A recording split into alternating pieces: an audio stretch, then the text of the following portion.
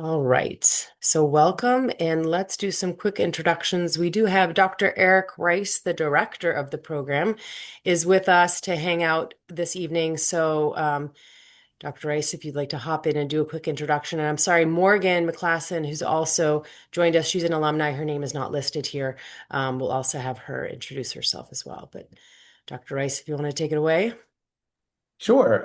My name is Eric Rice. I've been at Hopkins School of Education since 2003 in various capacities, working with teacher preparation, and I moved into the role of director of this program last November, so just coming up on a year now, and happy to be here.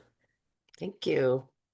And Morgan, our wonderful ambassador slash alumni slash Renaissance woman, who's taken time out of her evening to join us. So thank you so much. If you could do an intro, Morgan, that would be awesome. Yeah, I'm Morgan. I am from Seattle, did Teach for America in Mississippi in 2018, taught in Mississippi and South Georgia for 7 years, and I did the master's program, I guess it was 2019 to 2021. And now I'm transitioning out of the classroom into looking at like nonprofit program development work. So, but still like in the education space. Awesome. Thank you. Thank you. Thank you, Morgan. I'll say thank you 100 times. And my name is Katie Wilson. For those of you here or who are watching, you've probably seen my name or chatted with me or we've emailed. So just giving some context of who I am. I have worked for Hopkins for 6 years. I started as a capstone coach. We'll talk about capstone in this session. That's how I joined the School of Education family, and then became a recruitment manager for this program 4 years ago. And then 2 years ago, also started supporting the new STEM teacher residency program called Teaching Well. So the program coordinator and also do recruitment for that program as well. So we're wearing a few hats in these two programs. But tonight we'll be talking exclusively about the Masters of Science in Education. And our agenda is to provide a few overviews, program experience overview, coursework overview, and then get into some nuts and bolts of the application process and finances.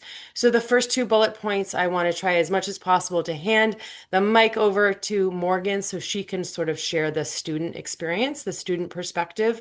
Um, and then also, Dr. Rice also can fill in some spaces of sort of the big picture view of the program. So Morgan and Dr. Rice, please feel free to jump in at any time, and or I'll volley to either of you.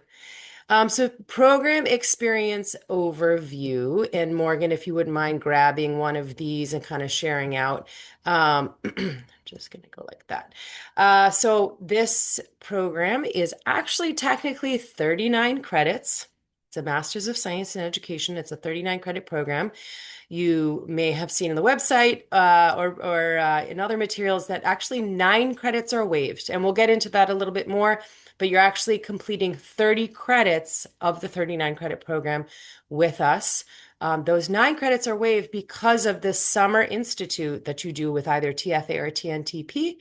The work that you do there is actually the equivalent of 9 credits of graduate work at Hopkins. So 9 credits kind of prior to even starting the program, and then you do 30 credits within the program. And I'll show you the layout of the courses and sort of some sample timelines of what that 30 credits could look like. Program model delivery, it's an online asynchronous program. So that really means that it's quite a flexible schedule. I would say it was designed by teachers for teachers. So you can be teaching full time while also in grad school. That online asynchronous nature of the program really makes that possible. Asynchronous with an asterisk because we do have a seminar, a 4-part seminar course where you do get to meet in person, or well, Zoom, in real time, I should say, synchronously via Zoom with some other peers from the program. So there is one kind of synchronous project each in one class each semester. Coursework teaching connection. Once we start talking about the coursework, or, if you want it, I can send you some, all sorts of information about more details about the coursework, but you'll really see and start to hear that there's very much a link between the coursework and your teaching experience. So you're going to be learning about planning, implementing, reflecting, and you'll find, and Morgan, I'm sure you'll hear from Morgan, is that in real time, you are learning about becoming a better teacher. You're practicing these strategies and approaches, and in real time, sort of gaining these skills and gaining the confidence directly from that coursework. Relevant, authentic, engaging topics. So sort of along those same lines, the actual topics that you're engaging with in discussion boards, in your readings, those are research-based, applicable in real time. The coursework is somewhat differentiated. We'll get into that based on your grade band, your content area. So very engaging topics that are informing your practice while you're actually teaching in the classroom. Relationship building and support. You have your instructors for each of the courses. You also actually have two advisors. We'll get into that. One is a School of Education advisor, academic advisor who helps all of our School of Ed students. And then we have one specific advisor for our program.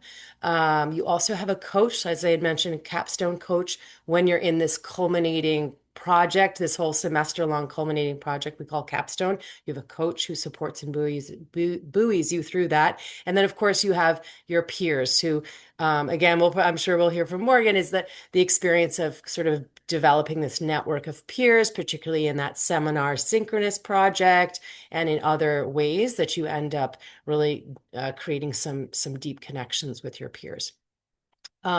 Definitely an outcome and goal of the program is improving your teaching practice. So you will be implementing strategies. You'll have opportunity to have these teamwork projects. You'll be receiving lots of feedback from your instructors, your coaches, your peers, with the end goal of improving your practice. And then in thinking about, this is at least 2-year program, 2-year commitment. What are the outcomes? What is the return on your investment, your ROI? Definitely deeper pedagogical knowledge, stronger teaching practice, greater potential career opportunities and potential salary increases. So that really goes with, having a master's degree, of course, a master's degree from Johns Hopkins. Really, there's the opportunity for new and different and advanced doors to be open for you. So I'll leave it there. And then Morgan, would you mind jumping in and just grabbing one or more of these to kind of share out your experience? Yeah, I think a few things stand out. One, I remember being on one of these calls before I did the program and not really understanding. I mean, I guess it was made clear that you had to be teaching while you did the program, but I didn't really understand why.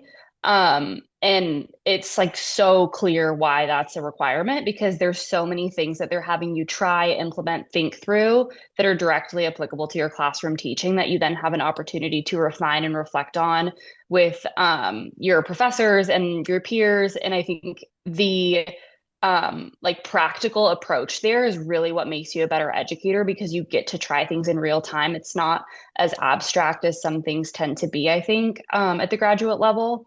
So that was really, really helpful.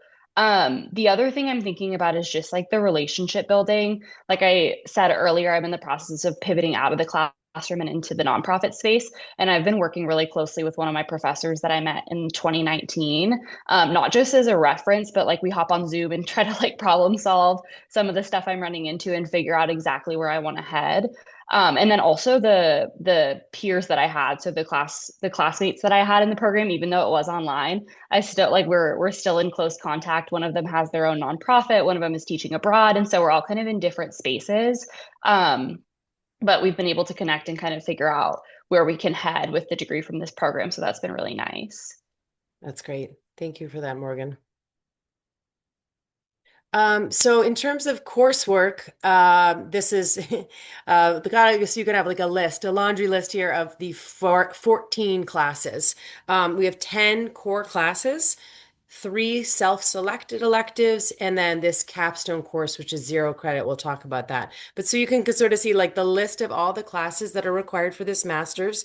That's your 30 credits. So 4 seminar classes, one each, fall, spring semester, effective practices. That's broken across 2 semesters, classroom management, teaching for transformation, broken across 2 semesters. And then you do get to choose 3 electives. I'll show you an example of some of those electives, and we'll talk a little bit about when and where in the trajectory folks take those classes. Here's a sample, and I'll ask you, Morgan, after I show this sample, what your pathway was, because everyone's sort of there's a variety of different potential program plans, and this is just one. And I guess I show the most. I don't want to use the word extreme, but this is somebody if they're going to take all 30 credits and within just the fall and spring semester of year one and fall of spring of year two with no summer coursework. Okay, and just doing it in 2 academic years with summers off. So here's an example, but then most people actually do some of their electives in the summer. Some people stretch it into 2.5 years or even 3 years. You actually have up until 5 years, which is unusual, but you actually have up to 5 years to finish our program. But here's the most minimum. So year one, fall semester. So if you were to join us for fall 2026, you'd start in August and start with these 3 classes: Seminar 1, Classroom Management 1, Effective Practices in Teaching and Learning Part 1. And you can see that is 3 classes, but the first 2 are 1 credit. So they're, weighted a little less than that 3 credit class, which would be more robust, more demanding, more work. So then you get the 5 credits. We like to start everyone at 5 credits in the fall. So it is, it's 3 classes. It is like a pretty meaty schedule. You do have a good amount of work, but it's only 5 credits. So it's more manageable. And then for people who in that spring semester really want to ramp it up and want to take a 4th class and take 9 full credits, 4 classes, then that's an option here. I put that self-selected elective in italics because that can be taken in the summer. So those core courses, the 10 core courses, must be taken during the academic year because they're really like super, super linked to your teaching practice, right? Like the questions, the discussion boards, the reflections, practicing lessons, that must happen during the academic year. And then those electives can happen in the summers because they're not linked to your teaching practice necessarily. So Seminar 2, Classroom Management 2, Teaching for Transformation Part 1, you're introduced to that course in the spring semester. And then in year 2, you'd start with, year 2, next August, you do Seminar 3, Effective Practices 2. You could put another elective in there. And then Capstone, we actually offer in the fall of the second year.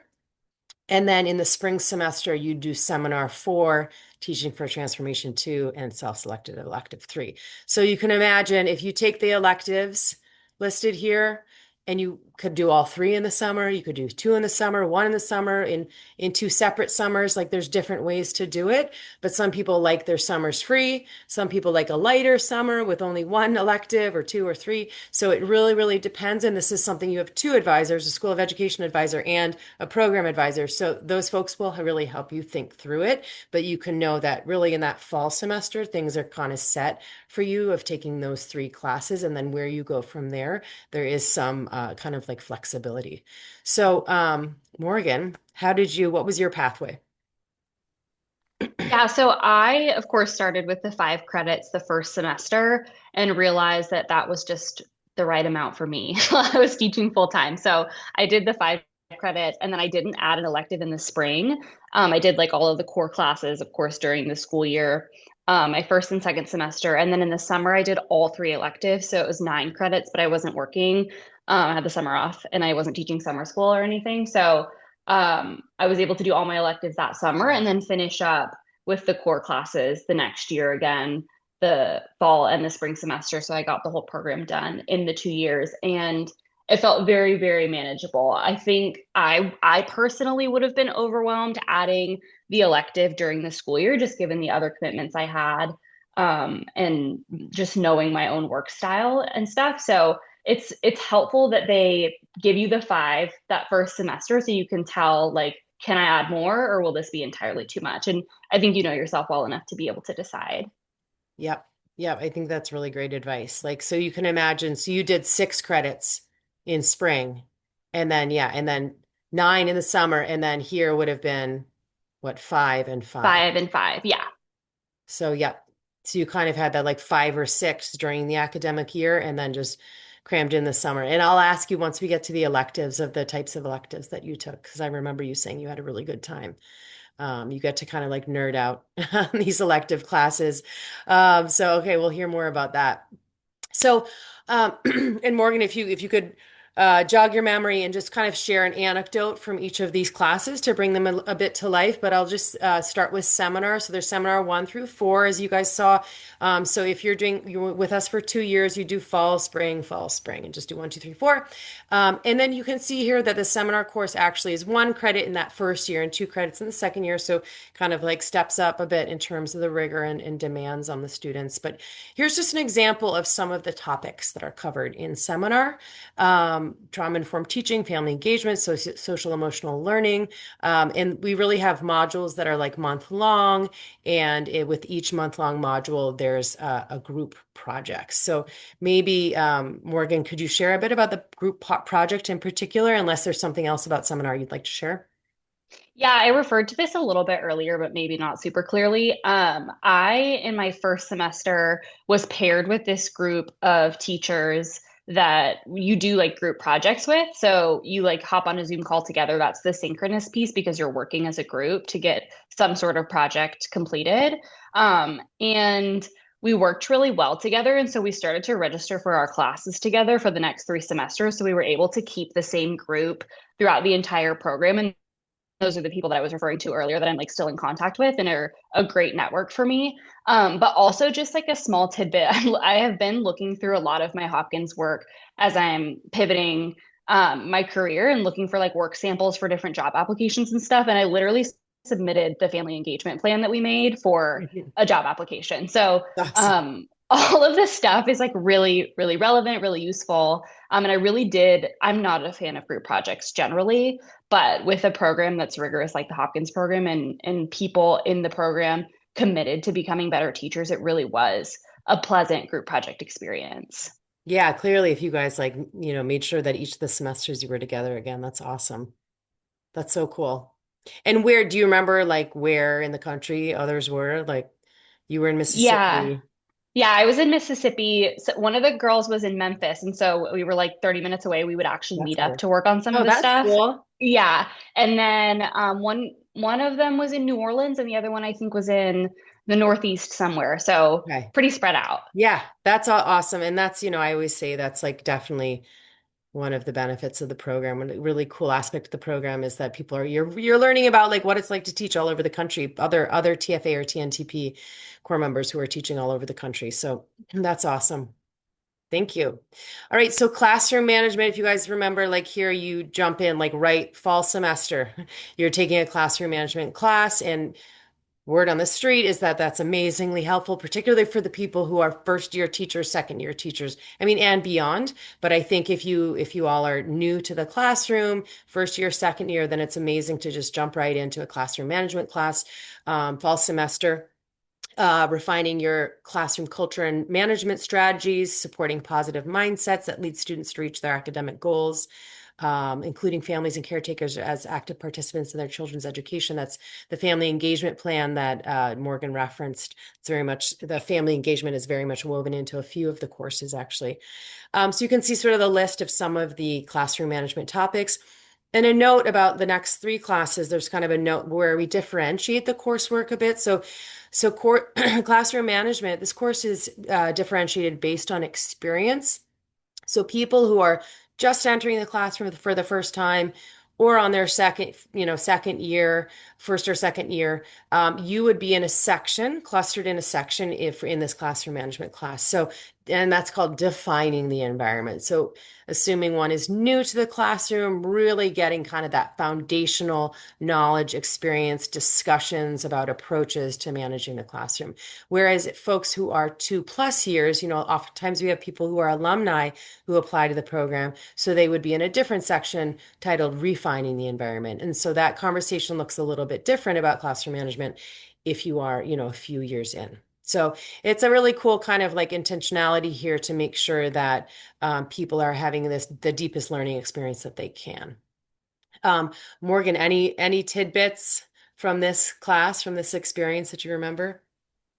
Yeah, I don't mean to like oversell or overstate this, but there were two elements of the program that really changed like everything for my classroom teaching, and the classroom management piece was one.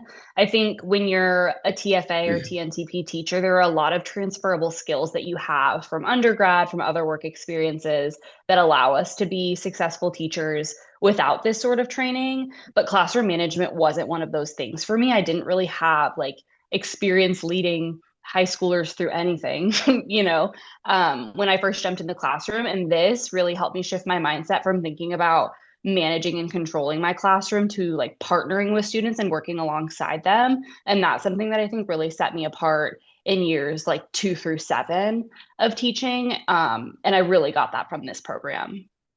Awesome. Thank you. Effective practices 1 and 2. So in these courses, and effective practices, again, reminder is that that's in the fall semester. That's that 3 credit class.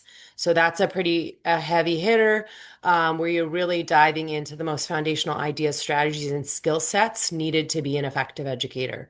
So there's a list of 6 topics, some of which are covered in these courses: special ed, backward design, effective assessments, differentiation, culturally responsive teaching, bring targeted teaching. Really, these are kind of like core concepts, ideas, practices in education. So I think learning some of this terminology, what it all means, how it all works is really, really impactful for folks who are coming in, in their first couple of years of teaching in particular. This course is also differentiated based on teaching area. So gen ed teachers are in a section, special ed teachers are in a section, ESOL teachers are in a section, because that conversation and some of the topics will look different based on teaching area. So yeah, Morgan, anything to highlight about your experience in this class? Yeah, this is the second area that like really changed things for me. Just figuring to me, this set of courses is just about like how do I teach? How do I become like, effective practices, right? How do I become an effective educator?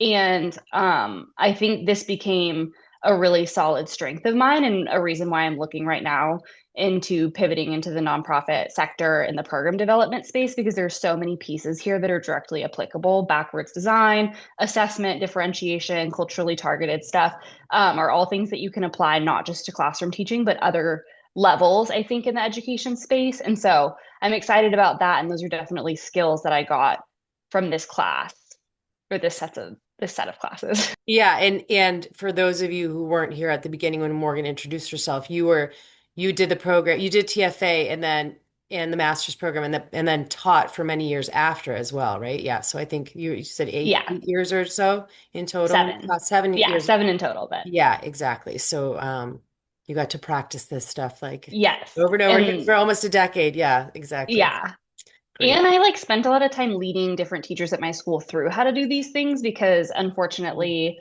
a lot of teachers don't have the opportunity to learn these skills, and they're really, really important for being an effective educator. So, Yeah, and I know you've shared that before, Morgan. I think that's a really, really brilliant example of how by doing this program, you really can, you're kind of naturally in a leadership role or leadership space among your peers because of all of the knowledge and skills that you're learning and sort of practicing while you're in this program, you can then share with your peers, with your co-teachers.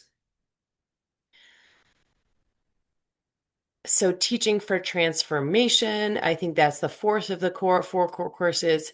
There is again a part 1 and a part 2. This is this really cool class that dives into understanding how to provide access to learn transformative learning opportunities for your students. How can you as an individual create opportunities for them to like grow and learn and access educational opportunities outside of just, your core curriculum or your required curriculum that you're teaching. And then student-led advocacy. So you're encouraged to help your students explore notions of advocacy, how to be advocates for themselves, their families, their community. So really cool projects you can do in there, strategies for culturally responsive teaching, and then a child development module which I hear is really, really cool and helpful. This course is, though, there'll be a segue into talking about the capstone project. There's a lot of material from this course that's directly applicable and kind of preparing you for the capstone experience. So that access and advocacy, yeah, there's two whole sections of the capstone project that one had that has to do with access and one that has to do with advocacy. So we'll return to this, but this class is actually differentiated based on grade bands. So secondary teachers, elementary teachers, and ECE teachers would be clustered in a section. So for these last three classes, there is kind of that intentionality in making sure, again, that people have really the deepest learning experience possible. Morgan, anything from this class that you recall that you want to shine a light on that was interesting and helpful?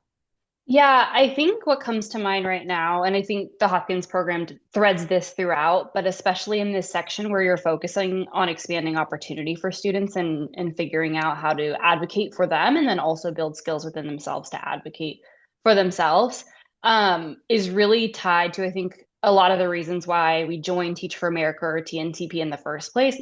And so you see that this program isn't just about how do I like raise the test scores at my school, which is important, right? The academic achievement piece needs to be there, but also how do I show up and lead in the education equity space in the ways that are important to me? This really equips you with the tools to do that. Awesome.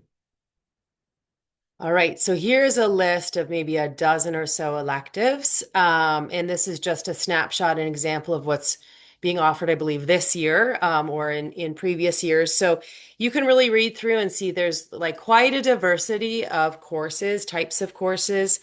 Again, everyone can choose three electives, and that's something you can, you'll work through with your advisor to figure out when the electives are being offered and which electives are aligned with your interests. But this really, most people say that this is an opportunity for them to really kind of concentrate on their interest in education as an educator. And maybe you want to become a leader. Maybe you are interested in digital learning or literacy, or even if you're interested, I know we've had some graduates who've gone on to get their PhD. There's this introduction to social science research class. So if you're really interested in academia and research and potentially a PhD or EDD, then that's a really, really awesome class. So it is an opportunity to find your niche, find your expertise, or for some people, they're not really sure. So it's like, let me just explore and see what classes are interesting to me and sort of explore some new aspects of education and what it means to be an educator. So Morgan, do you recall not necessarily the titles of your classes, but sort of the nature of the three classes that you took? Yeah, I remember taking an education policy course. I took a course on education leadership. And those were the two that I was like, I know this is what I care about. I know this is what I want to do.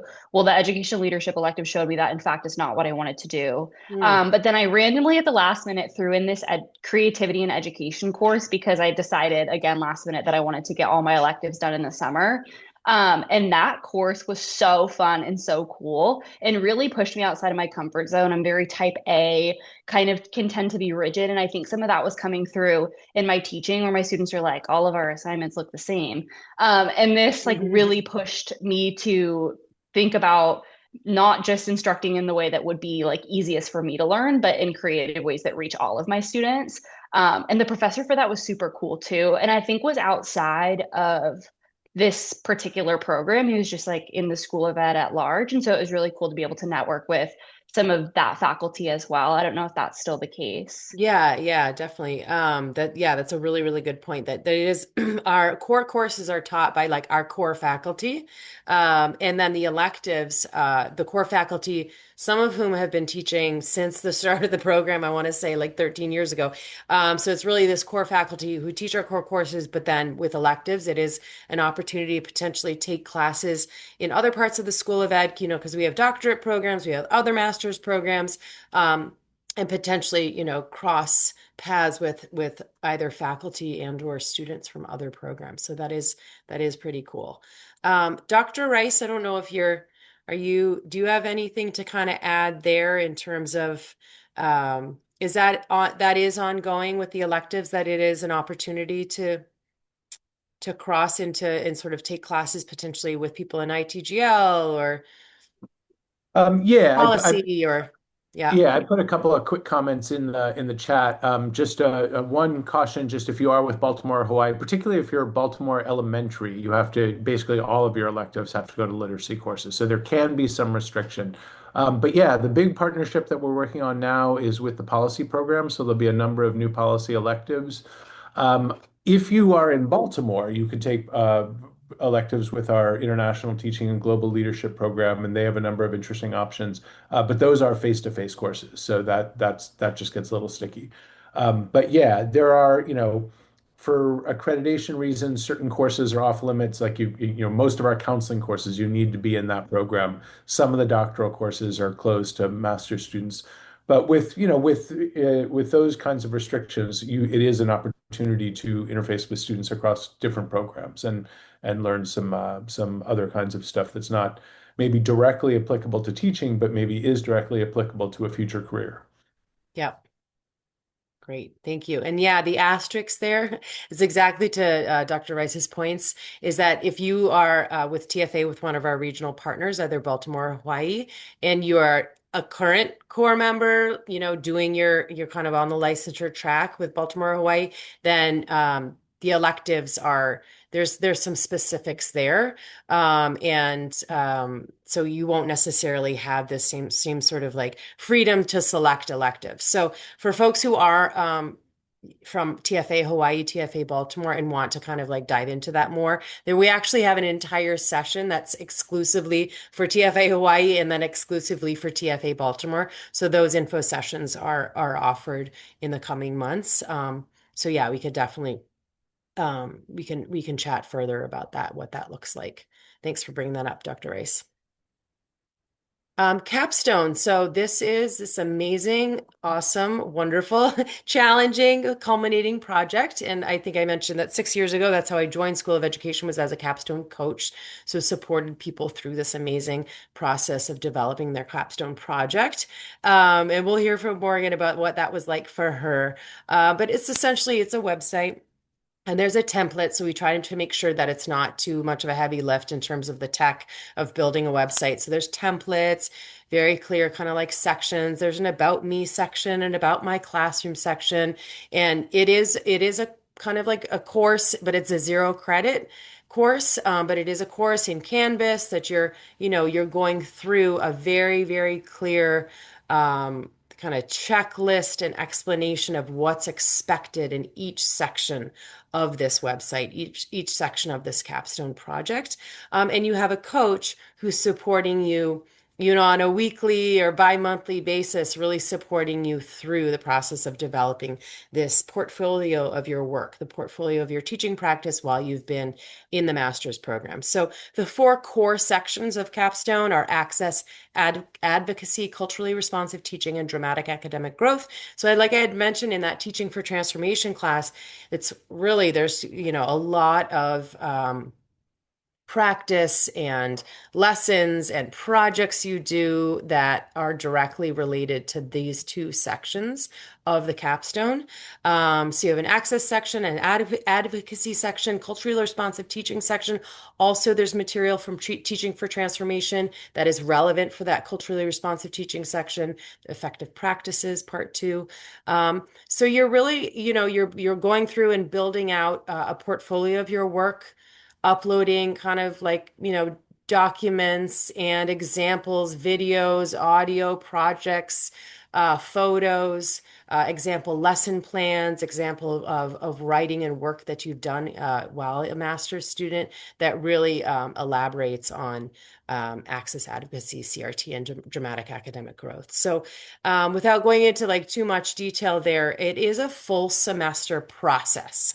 So you really are doing like drafts of each section and getting feedback from your coach, and then, implementing feedback and getting a new draft. And then you have a final draft at the end of the semester, this like, large body of work that in my experience, I worked with, dozens of people It's challenging throughout, but by the end, all of them were extremely proud of their work and all that, not only that, they kind of survive this rigorous process, but also that you then have this portfolio of your work as a teacher and of your work of yourself as a grad student, and it's really powerful. And it actually becomes something that can be used moving forward in your career as a teacher. So I'll pause there. Morgan, what was the experience like for you? And is it something that you have referenced or used since then? Yeah, I think from the outset, I felt pretty intimidated by this project just because it seemed like a lot. And if you think about like a thesis or a capstone, it's probably supposed to be difficult and maybe perhaps intimidating. But I think that what really helped me do well on this, and then also just was helpful for my teaching practice, was realizing that the capstone wasn't really a lot of new work. It was about synthesizing the work that I had already done in the program. So for the access piece, I remember one of the assignments, I don't remember what the exact assignment was, but for an assignment, I had brought in a guest speaker. And then I remember for my capstone, the piece that I used was really getting up under how that guest speaker increased my students' opportunity, Oh, the stuff that I had done throughout the program to show essentially how I was becoming more effective in the classroom. Um, and then in terms of how I use it now, I know some people do this. I don't necessarily like send the website out to people. But I do comb through it again in this like job search process as I'm trying to figure out like how to tailor my resume or different work samples for different opportunities. I do comb through it because it's organized in a way that makes a lot of sense to me. So if I'm looking at something in the policy space, I'm going to go to like one section of my capstone and try and find some work that I had done there. It's been like a nice hub for me to use. Um, but I'm sure people use it in different ways. yeah, yeah, no, and that's great. Definitely. Yeah, people use it in a variety of ways. And I know some people, exactly, like you're describing, is sort of like a repository of your work to like remind yourself of your practice or prepare for interviews or as you're kind of brainstorming some plans, or people actually put that URL link right into their LinkedIn or their resume. Or I know someone who's applied to a PhD program and they really used it as, showcasing their work and their practice. So it is a really, really awesome final piece. I think it's just like a core of this program and sets it apart. And it's really something that you can take with you once you graduate. All right, so I think now I'm gonna, we're pretty good on time. I'm just gonna share just nuts and bolts of application process and financing of the program. Hopefully, just kind of fly through this and then share, have some opportunity for questions, particularly with Morgan here with us and Dr. Rice as the director, if you guys have questions for them. So three primary requirements for admission to the program with this application process is being in good standing with TFA or TNTP. So either a current core member or alumni. Teaching full time in a K through 12 classroom for the entirety of the time in the program. And I think in showing the pathway and those core courses and hearing from Morgan, it's really clear that this is very much a program, a grad program that's designed for people who are teaching full time so they can work on their practice. And then there's the 3.0 undergraduate GPA requirement. There's an asterisk there for people who are below 3.0. There's a process for sort of assessing and doing some supplementary materials for below 3.0 GPA, but that's a School of Education standard. But I'll talk about that next slide, this slide actually. So the online application, if you haven't already, go ahead and create an account. And you'll see that it's really just general information, your personal general information, and then transcripts. You'll want to request official transcripts from all previous institutions, your resume or CV, and then there's a letter of intent. So those are sort of the core components of the application. Some people have asked, I did a couple of classes in community college and then, undergrad. Yes, like request all official transcripts from all previous institutions. The admissions committee wants to see the full picture of your academic pathway. Letter of intent, it is a four-part question. I'll share that on the next slide. But it's essentially your rationale for applying to the program, insights about your preparedness for graduate level work. And then there's that applicants with a cumulative GPA below 3.0 are required to complete an additional statement that provides additional information, kind of context that you think would be of interest to the admission committee and help give a more complete picture of who you are as an applicant. Okay, so there is that opportunity. There's kind of a drop down. It will say, if you are below 3.0, there's a drop down and you'll click on that and then it will pop up that this supplementary essay. The core essay for the application, this letter of intent. Again, it's 4 questions, but within each question, there's kind of 2 questions or, even like sub questions of these 2 questions. So you really want to spend some time really brainstorming each of these. And you'll see when you get into the application, it really says answer the questions in full. It says that in multiple places. So I think it's very important that you really take some time to brainstorm your responses and really feel that you've, answered these questions fully. And, some of them sound like maybe a little bit similar, but there's quite a differentiation of what the admissions committee is trying to really get at and, asking you to articulate. Application deadlines. Priority deadline is May 1st, and notification is by June 9th. And then a final deadline, this is the whole School of Education, is July 15th with notified by August 8th. So we are always encouraging, especially folks who are, coming to info sessions it's November, you have quite some time to work on the essay, to, get your materials together. Really aim for that May 1st priority deadline. Then you head into the summer knowing that we know what your plans are. You know that you're going to join us in August. And that's just, that's just strongly encouraged. Financial benefits. So people often ask, are there scholarships, are there grants, are there particular like program grants that I can apply for? Not exactly, but there are what we call benefits. So I had mentioned the 9 credits at the beginning of the session. So it's technically a 39 credit program, but 30 of those credits you're doing with us, and 9 you've already done in that summer institute. So really, if it's a 39 credit program, 9 credits you've kind of like accomplished prior to joining us. That means that's equivalent of almost $10,000. 9 credits at Hopkins is about $10,000 worth of graduate credits. So those are like essentially like that cost is waived, or those are like freebies in a way that you're starting the program with those 9 credits already in the bank, but you didn't pay for them. So then you do those 30 credits with us. The application, if you haven't already started an application and checked it out, the application fee is waived. So that's almost $100.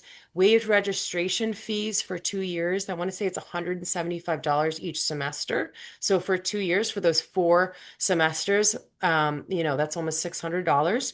Frozen tuition rate for 2 years. Right now, the tuition rate is $1,140. So if that's the tuition rate in the fall, then you're you get to like capture that rate in year 2, even if the rate actually increases. So what I've seen historically, and Eric, Dr. Rice, you've been here longer than I, but I've seen it goes up by maybe $40 or $50 per credit every year. So that ends up being a nice savings. If in year 2, you're kind of still get to hang on to the year 1 per credit rate, then it's a savings of, can be like hundreds and hundreds of dollars. So, and then lastly, the AmeriCorps award can be used towards tuition. And then there's an asterisk there. Maybe some of you are aware that there's been a lot of uncertainty around the AmeriCorps award this year in particular. And so as of right now, the understanding is the AmeriCorps Award is still active and is still accessible for TFA core members. But, just the asterisk there is that we're living in, seems a political landscape where, there is some uncertainty around this particular program and funding in general and education. So just keeping that in mind. Program cost, here's a way to understand kind of the breakdown of the cost. Those 30 credit hours plus capstone. There's a capstone fee for the administration of that class. And so it's 1140 times 30. That's the per credit rate this year is 1,140 per credit, 30 credits. You see the little math there, 36,200.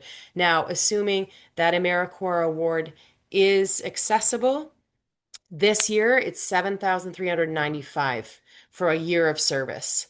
So if you were to say, and that actually that amount seems to go up by like $300-400 every year, but just for the sake of doing some like playing around with some numbers, this year it's 73.95. If it were 73.95 next year, let's just say hypothetically, that's about $15,000. So then you do the math and it comes out, it's about $20,000 after 2 years of AmeriCorps stipend distribution. Now, for if you are a TNTP fellow, then the conversation looks different because that AmeriCorps award is not always necessarily accessible for TNTP fellows, but for TFA fellows, or sorry, TFA core members, if you either this money has already been dispersed to you or you will be expecting it in future years, this is something just to keep in mind. And certainly, this is something that you can discuss with our financial aid experts. You could even set up an appointment with them now. And I'm going to, email everyone who's come to this session with a few links. And that's one link is to the School of Education Financial Aid Office. They have financial aid experts who could chat with you about what this looks like, about when, how, and where that AmeriCorps stipend is received and the implications for tuition. Payment and funding options. So there is always an out of pocket for that, after AmeriCorps stipend, if there's $20,000 or so. People say, well, how do students pay for that $20,000 out of pocket? Hopkins offers a payment plan. Of course, loans. We always encourage everyone, if you are planning to go to start grad school with us or anywhere next year, complete that FAFSA application. So it's done. It's out the door. It's been processed. Our financial aid office has all your information, correct numbers, all that kind of stuff. And then you know what you can qualify for if there are some other grants or scholarships you're interested in applying for. And then if you need it to, pay for that remainder tuition with us. So that AmeriCorps, really important point is that it's a summer distribution. So people who plan on starting AmeriCorps fall 2026 and potentially starting with us fall 2026. That distribution is not until summer 2027. So you definitely want to complete the FAFSA application to see how much you qualify for in loans and or make other financial plans because that disbursement won't happen until after your first year. And then there are other options. There's something called a Teach Grant. There's a 4-year commitment. There's potentially district level tuition reimbursement programs. There is one in Baltimore, for example. So that's really something to talk to your, even your principals or, union office or ask around to other teachers in your district and see if there's some sort of a program where there's tuition reimbursement. And then again, I'll send a link for the Hopkins Financial Aid website where there is information about other grants and scholarships that are not necessarily Hopkins specific, but nationwide, where there's graduate level application or sorry, scholarship support. So I will pause there. And there's my email, but I will also be emailing you tomorrow. But there's my email if you haven't seen it already. And I'm going to stop share. And Jesse and Jonah,